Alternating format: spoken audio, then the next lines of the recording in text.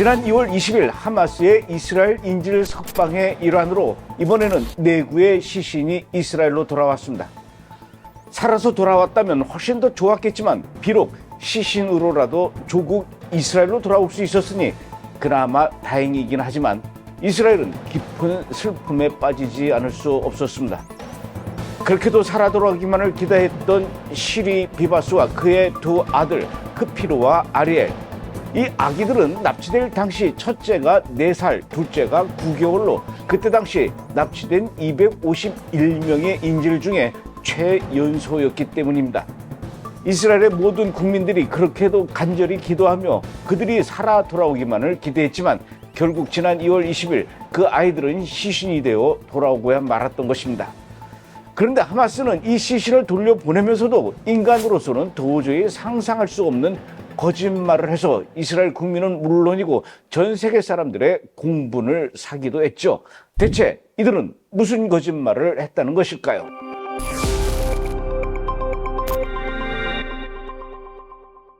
사건의 시작으로 돌아가 보도록 하겠습니다. 지난 2023년 10월 7일 하마스는 가자 지구에서 얼마 떨어지지 않은 니로즈 키부츠에 쳐들어왔습니다. 그리고 그곳에서 많은 사람들을 잔혹하게 살해하고 야르덴 비바스와 그의 아내 시리 비바스 그리고 생후 9개월 된 아들 크피로와 4살짜리 아리엘 일가족을 납치해서 가자지구로 끌고 갔던 것이죠. 그리고 가자지구 안에서 남편 야르덴 비바스는 아내와 분리되었고 484일 동안이나 칸 유니스의 지하 터널을 전전하며 끌려다녔다고 합니다. 그러는 동안 야르덴 비바스는 아내 시리와 또 두 아들의 소식은커녕 생사조차도 확인할 수가 없었던 것이죠. 지난해 1월 이스라엘에선 최연소 인질의 첩도를 맞이하여 부디 살아서 돌아오기를 바라는 생환을 촉구하는 집회까지 열렸었습니다. 그러나 지난해 11월 하마스는 시리 비바스와 두 아들이 1년 전인 2023년 11월 이미 하마스를 향한 이스라엘의 집중 공습으로 이때 숨졌다고 발표하게 됩니다. 물론 남편이자 아버지인 야르덴 비바스는 이때는 이 소식을 전혀 가자지구 안에서 듣지 못했었습니다. 하마스가 아내와 자녀의 죽음에 대해서 말해주지 않았으니까요.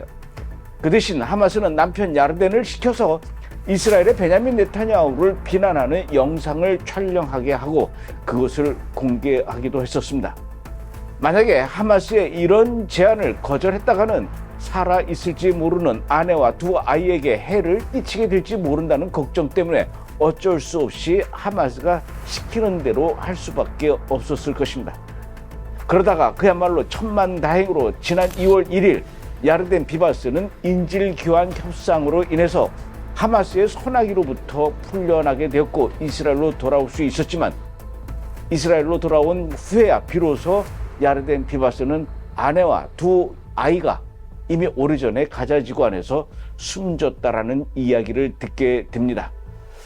그렇게도 꿈에 그리던 생화는 이루어졌지만 어쩔 수 없이 마주해야만 했던 아내와 아이들의 사망 소식. 이스라엘 국민은 모두 그야말로 온통 슬픔과 안타까움으로 눈물을 적셔야만 했던 일이 있었습니다. 하마스는 이렇게 가족의 죽음을 알리지도 않고 끝까지 홍보 영상을 촬영하게 하는 등 인간으로서는 도저히 할 수 없는 악한 일을 저지르고 또 저질렀던 것입니다. 하마스는 시리 비바스와 두 아이의 시신을 이스라엘 측으로 넘기면서 하는 말이 이들은 2023년 11월경에 이스라엘의 대규모 공습이 있었을 당시 너희 이스라엘 군의 폭격에 의해서 죽은 것이지 절대로 우리가 그런 게 아니라고 했습니다. 그러나 이것마저도 하마스는 거짓말이었습니다. 시리 비바스의 시신이라고 전해받은 유골에 대해서 이스라엘 당국이 DNA 분석한 결과 이 유골은 시리 비바스가 아니라 정체불명의 팔레스타인 여인의 유골이라고 밝혀진 것이었습니다. 하마스는 시신을 갖고 이렇게 거짓말을 한 것입니다. 하마스의 말로는 이스라엘의 공습으로 인해서 착오가 있었던 것이라고 둘러댔고 그 다음 날인 2월 21일 이번에는 진짜 시리 비바스의 시신을 돌려주었습니다. 그런데 이번에도 또 충격적인 소식이 전해졌습니다. 이스라엘의 최고 과학 수사국인 아비카비루 국립법의학연구소 소장인 첸 쿠겔 박사에 의하면 시리 비바스와 두 아이 크피로와 아리엘은 하마스의 주장대로 이스라엘의 폭격으로 사망한 것이 아니라 하마스에 의해서 살해된 것이라고 밝힌 것이죠. 이스라엘의 국립법의학연구소는 시리 비바스와 두 아들이 유족과 국민들이 겪어야 할 고통 때문에 구체적으로 어떻게 사망하게 되었는지 밝히지는 않았지만 분명한 것은 하마스에 의해서 잔혹하게 살해된 것이 맞다라고 했습니다. 특히 어린 아기들은 맨손으로 죽였다라는 것이죠. 한마디로 말해서 이스라엘의 공습으로 인해 이들이 사망에 이르게 되었다는 하마스의 말들은 모두 거짓말이었던 것입니다. 원래 하마스는 거짓말을 밥 먹듯이 하고 약속을 안 지키는 것, 어디 이것뿐이겠습니까? 이번 1차 휴전 기간 이스라엘 인질을 풀어주기로 약속하면서도 제일 먼저 민간인 여성 인질부터 풀어주기로 했었습니다. 하지만 그런 약속도 하마스는 지키지를 않았지 않습니까? 이전에도 하마스는 이스라엘 인질의 유고를 백에 담아서 이스라엘 측으로 보내온 적이 있었는데 전달할 때는 분명히 한 명의 유골이라고 했는데 이스라엘 측이 받아와서 조사를 해보니 가방 안에는 자그마치 5명의 유고에 한데 뒤섞여 있었던 적도 있었다고 하니까요. 그런데 여기서 한 가지 의문이 듭니다. 과연 하마스는 이스라엘 인질의 시신을 제대로 잘 보관하고 있다가 이스라엘 측에 돌려주는 것일까요? 분명히 하마스는 시라 비바스와 두 아들이 2023년 11월 이스라엘의 집중 공습 당시 사망했다라고 했습니다.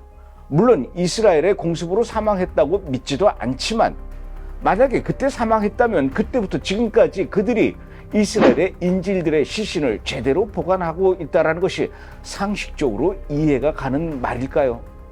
날씨도 뜨겁고 전력도 제대로 공급받지 못하는 전시 상태에서 시신을 보관할 수 있는 냉동 창고가 제대로 작동할 리가 없지 않습니까? 그러면 하마스는 이번에 이스라엘 인질의 시신을 궁여지책으로 아이스크림 트럭에서 꺼내는 장면을 보여주었습니다. 하지만 이것도 믿을 만한 일은 아니죠. 그들이 시신에 대한 무슨 존엄성과 윤리적 책임감으로 이스라엘 인질들의 시신을 그렇게 보관한다는 것일까요? 이것은 국제사회에 보여주는 단지 쇼에 불과할 뿐이라는 것입니다.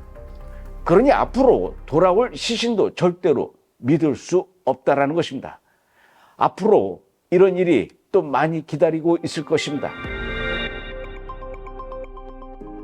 현재까지 가자지구에 남아있는 인질들의 숫자가 60여 명인데 이 중에 상당수가 이미 사망했을 거라는 추측을 해본다면 이번 시리 비바스의 경우처럼 또다시 시신을 인도받을 일들이 많을 거라는 것이죠. 그렇다면 하마스는 이번 시리 비바스의 경우처럼 앞으로 또 시신을 갖고 거짓말을 하고 장난을 칠 수도 있다는 것입니다. 바로 이런 것들이 하마스의 정체성을 증명하는 것들입니다. 입만 열면 거짓말 투성이고 인간으로서는 전혀 상상할 수도 없는 반인륜적이고 파괴적인 집단이라는 것이죠. 그래서 그동안 제가 그토록 하마스는 완벽하게 괴멸돼야 한다.